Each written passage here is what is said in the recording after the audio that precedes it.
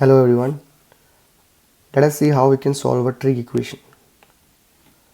So the question says find the exact solution on the interval 0 to 2 pi. So we can see that it is only asking for the closed interval 0 to an open interval 2 pi. That means a full unit circle.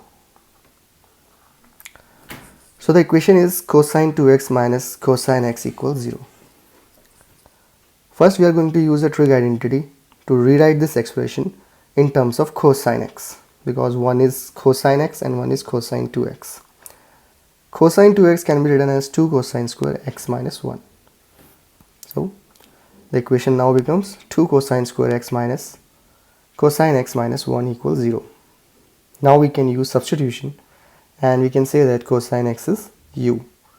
This makes a quadratic equation. Now this is a quadratic equation. We can solve it using the splitting the middle term. That's very easy to do, and we got that the answer is u equals to 1 and negative 1 half. U is what? U is nothing but cosine x. So cosine x is 1 and cosine x is negative 1 half.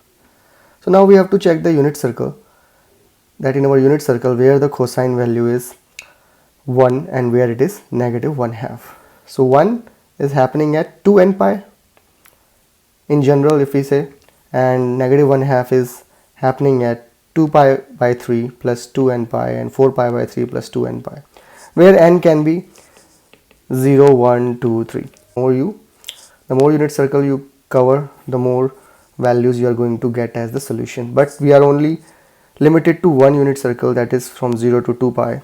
So our answer would be x equals to 0, 2 pi by 3 and 4 pi by 3. So we have to take n as 0 over here.